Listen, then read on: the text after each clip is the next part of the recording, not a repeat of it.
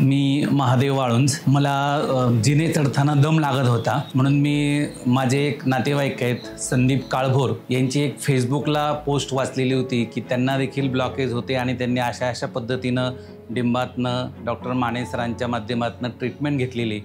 मग मी त्यांच्याशी बोलल्यानंतर त्यांनी मला सजेस्ट केलं. त्यानंतर मी माने सरांना भेटलो. त्यानंतर माझी एन्जिओग्राफी केली. तेव्हा माझ्या लक्षात आलं की डॉक्टरांच्या की मला 90% ब्लॉकेज होता आणि मग एन्जिओप्लास्टी करा असं संबंधित डॉक्टरांनी सांगितलं होतं.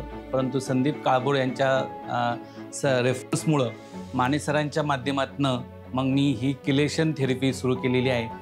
आत्ता आज हा माझा 27वा डोस आहे आणि मला हे सुरू केल्यापासून मी त्याच घरामध्ये राहतोय. घरसुद्धा बदललं नाही. माझे मित्र म्हणत होते तुला त्रास आहे तर आता घर बदल, परंतु मी तिसऱ्याच मजल्यावर राहतो आणि एका दमात न थांबता कसलाही दम न लागता मी माझ्या घरात जात असतो. दिवसातनं खूप वेळावर खाली माझं होत असतं.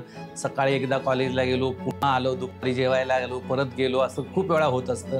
परंतु मला कशाही प्रकारचा दम लागत नाही. अत्यंत मला फ्रेश वाटतं आहे. खऱ्या अर्थाने माझ्या आयुष्याचा एक नवा टप्पा पुन्हा एकदा सुरू झालेला आहे. मी म्हणेल अगदी पुनर्जन्म झाला आहे असं जरी म्हटलं एका अर्थाने हेल्थच्या दृष्टीनं, तरीसुद्धा ते वावगं ठरणार नाही असं मला वाटतं. बऱ्याचदा आपल्याकडं मला असं जाणवतं की आपल्या लोकांकडं हेल्थच्या बाबतीमध्ये अवेअरनेस नाही. म्हणजे मी माझ्या स्वतःच्या बाबतीमध्ये सुद्धा सांगेल की मी 50चं होईपर्यंत मी कधी BP चेक केलेलं नव्हतं, शुगर चेक केलेलं नव्हतं. ज्या दिवशी मला जाणवलं की मला दम लागतो किंवा डॉक्टरांकडे गेलो, त्याच्या आधी काही थोडंफार झालं तर आपण मेडिकलमधनं एखाद दुसरं मेडिसिन घेऊन अशा पद्धतीनं व्हायचं. म्हणजे खऱ्या अर्थाने हे आजार कशाचे आहे याचा अवेअरनेस, याची जागृती माझ्या स्वतःमध्येच झाली की आपली जीवनशैली जर योग्य असेल तर आपण सगळ्या आजारांना बाजूला ठेवू शकतो. आणि डॉक्टरांच्या माध्यमातून मला हेही समजलेलं आहे की झालेले आजारसुद्धा आपण रिकवर करू शकतो जर योग्य जीवनशैलीचा वापर केला तर.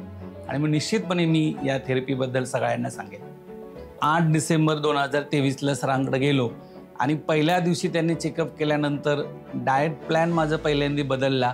तिथपासूनच मला स्वतःला शरीरामध्ये हलकं वाटायला लागलं. म्हणजे मागच्या या 4 महिन्यामध्ये माझं कमीत कमी 11 किलो वजन कमी झालेलं आहे. आणि वजन कमी झाल्यामुळं सुद्धा काही गोष्टी माझ्या शरीरातल्या कमी झाल्या असते, मग त्यामुळेही मला प्रसन्न वाटत होतं. दुसरी गोष्ट हे त्याच्याबरोबर हे सगळी ट्रीटमेंट सुरू असल्यामुळं मला स्वतःलाच आतून जाणवते की आपण आता बरे झालेलो आहोत. माझे माइंडसेट तेव्हापासूनच बदललेलं आहे की मला आता बरं वाटते, मी आजारी नाही. म्हणजे मी तुम्हाला आज वजन कमी झालं तरी तेवढ्या पूर्वीपेक्षा प्रसन्न वाटतं मला स्वतःला.